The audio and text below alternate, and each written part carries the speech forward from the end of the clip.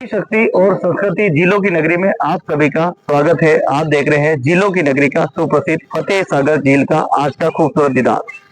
दोस्तों, कल जलजुलनी का पर्व था।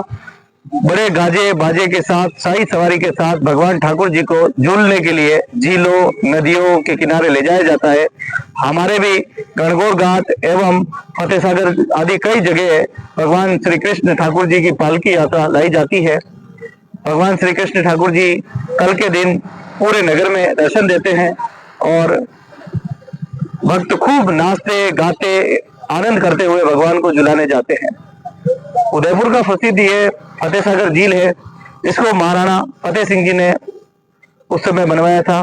धरती से लगभग ये 40 फीट ऊपर है और इसकी सफाई के लिए ये देखिए हमारी बहनें बैठी हुई है, तीनों ये साफ सफाई में लगी रहती है। और ऐसे कई भाई हैं जो पूरी पहाड़ के ऊपर लगे हुए हैं, अलग अलग क्षेत्र में जो झीलों की साफ सफाई में लगे हुए हैं।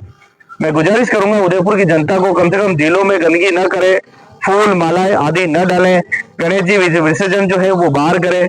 मैं तो कहता हूँ गणेश जी को आप ऐसा लाइए जो कि बार बार झीलों में फेंकना नहीं पड़े, झीलों के किनारे वो बिलखते हुए रोए नहीं और वो गणेश जी की पूजा अच्छी सी हो जाए। अगर हम अपनी संस्कृति की रक्षा नहीं करेंगे तो संस्कृति भी हमारी रक्षा नहीं करेंगे। गणेश उत्सव हमारे उदयपुर में हम देखें तो अभी अभी शुरू हुआ है, कई सालों से शुरू हुआ, पहले नहीं होता था लेकिन अब शुरू हुआ है और बड़ी तेजी के साथ गणेश जी का जो उत्सव है वो घर घर में मनाया जा रहा है।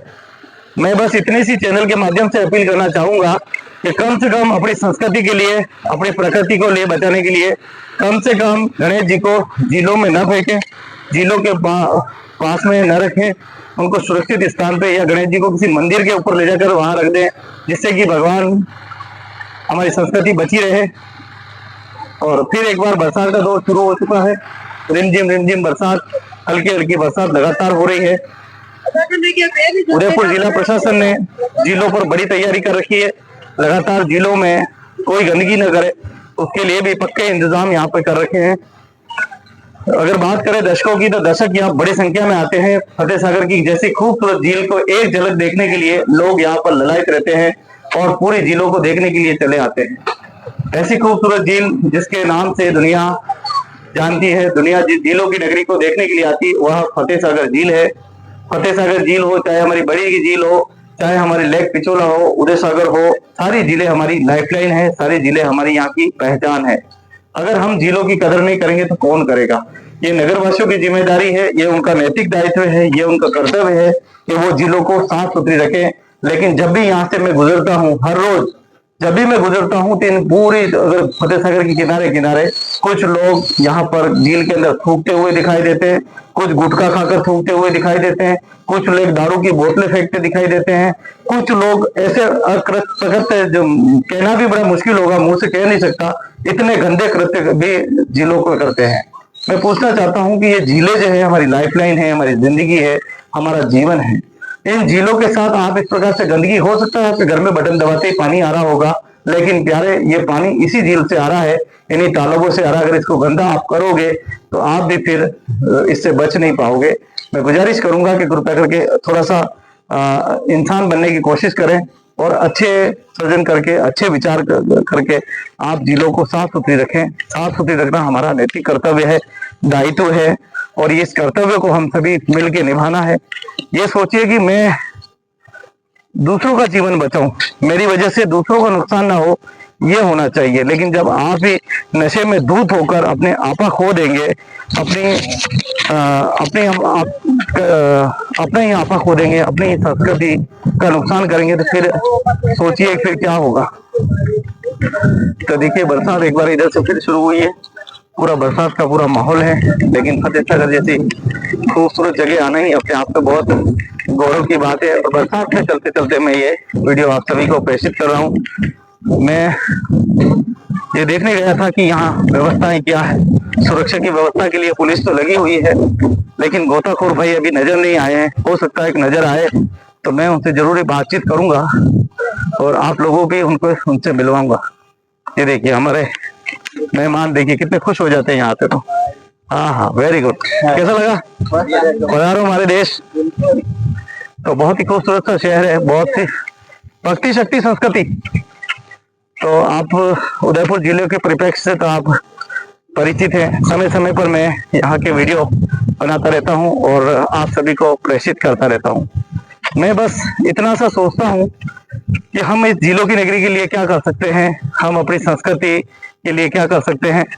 ज्यादा तो कुछ नहीं कर सकते, लेकिन जैसे मेरे पास कैमरा है, माइक है, तो मैं वीडियो बनाकर सबको प्रेषित करता हूँ।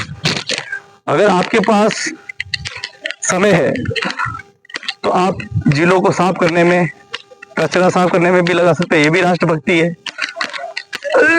आपके पास अच्छा ज्ञान है तो उस ज्ञान को आप प्रसार कर सकते हैं। आप अच्छे संगीतकार हैं तो आप संगीत के माध्यम से स्वच्छता का संदेश दीजिए। आप अच्छे जानकार हैं तो आप अच्छे जानकार दीजिए। अगर आप वास्तव में अच्छे कोई उपकरण बना सकते हैं सफाई का। आप कहाँ से आए? सर हम तो यहीं से हैं। यहाँ से कहाँ से? यही लोकल के पश्चिम बंगाल। पश्चिम बंगाल से आए? अच्छा, वाह रे भाई, बड़े जोरदार। यही उदयपुर के बाहर के हो? नहीं, जयपुर। जयपुर भी राजस्थान में आता है, ये बोल दो ना। राजस्थान बोलने में भी क्या शर्म आती है क्या? हाँ, ये हुई ना बात। तो देखिए, हमारे भाई थे राजस्थान के। मैं जब भी आता हूँ यहाँ सबसे बातचीत जरूर करता हूँ युवाओं से, जिससे कि उनका भी मनोबल बढ़े और वो भी। तो मैं बात कर रहा था कि अगर आपको कोई सफाई के संसाधन बनाने अच्छे आते हैं तो ऐसे उपकरण बना के दीजिए जिससे सफाई कर्मचारियों को राहत मिले, सफाई अच्छी हो, तेज गति से हो, तीव्रता के साथ हो और उनकी भी आमदनी बढ़े। ऐसा आप कोई उपकरण बना के दीजिए। राष्ट्रभक्ति, देशभक्ति वही है कि आप अपने देश के लिए क्या कर सकते हो, अपनी संस्कृति के लिए क्या कर सकते हो, अपने आप के लिए क्या कर सकते हो। ये सबसे बड़ा मुद्दा है। और ये पूरा नागरिक सुरक्षा हेल्प डेस्क ऐसा लग रहा है मुझे। ये पूरा तंबू बना रखा है, इधर नाव पड़ी है सुरक्षा के लिए। तो झीलों की नगरी में एक तो रिमझिम बरसात, हल्की हल्की, और कैमरे पे हल्का हल्का पानी भी गिर रहा है, लेकिन बड़ा आनंद आ रहा है। बड़ा खुश हो जाता हूँ जब भी आता हूँ। देखिए, उस पत्थर पे मैं चल रहा हूँ ना, पैर फिसल रहे हैं, लेकिन बरसात से इन पत्थरों पे, राजा महाराजाओं के पत्थरों पे चल रहा हूँ, बिल्कुल पैर नहीं फिसल रहे, एकदम सही चल रहे। ये फर्क है कार्यशैली में। ये फर्क होता है कि एक बार चमकदार तो लगा दो, लेकिन ये चमक वाले थोड़े दिनों में उखड़ जाते हैं, और ये बिना चमक वाले सैकड़ों सालों से इसी प्रकार से बने हुए हैं। तो ये झील का निर्माण महाराणा फतेह सिंह जी द्वारा कराया गया। जैसा कि मैंने बताया कि 40 फीट इसको धरती से ऊपर उठाया गया, जिससे कि ये पानी पूरा, पहले पानी रहता था लेकिन बहुत कम रहता था। उसके बाद में महाराणा फतेह सिंह जी ने इसका हाथ में लिया। महाराणा स्वरूप सिंह जी ने जैसे स्वरूप सागर बनवाया, वैसे ही धीरे धीरे सभी राजा महाराजाओं ने अपने अपने कार्यकाल में कुछ न कुछ उदयपुर को सौगात देते रहे। तो बरसात बहुत तेज हो चुकी है, लगता है कि मेरा कैमरा भी सहन नहीं कर पाएगा, लेकिन फिर भी जैसी भक्ति वैसी प्रभु मुहूर्त देखी वैसी।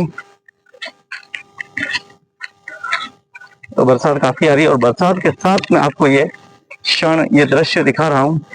मैं कोशिश कर रहा हूँ वहां तक जाके आपको पानी का जल स्तर भी दिखाऊं, कितना है, क्या है, कितना चल रहा है।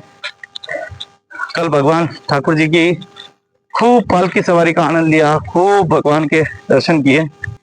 तो सावरिया सेठ जब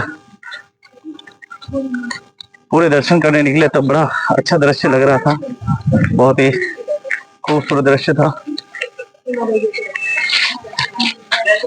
देखिए, सारे लोग यहाँ देखने के लिए, एक झलक देखने के लिए सभी ललायित थे। कल ऐसी बारिश आ जाती तो भाई साहब मजा आ जाता, आनंद आ जाता, लेकिन आज बरसात आई है। तो दोस्तों, प्रकृति ने अपनी ओर से बहुत कुछ दिया है, अब हमारी बारी है कि हम क्या प्रकृति को दे सकते हैं, प्रकृति का संरक्षण कितना कर सकते हैं। ये हमारी अपनी जिम्मेदारी है, नैतिक जिम्मेदारी है कि हम अपनी प्रकृति की संरक्षण और सुरक्षा करें। तो पधारो हमारे देश उदयपुर, मेवाड़। बरसात टप टप टप टप हो रही है और मैं बरसात में ही पूरा आनंद ले रहा हूँ।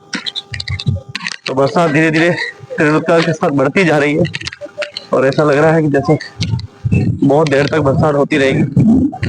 अपन इस तरफ ऊपर चढ़ के वाह अरे भाग्यशाली वाह।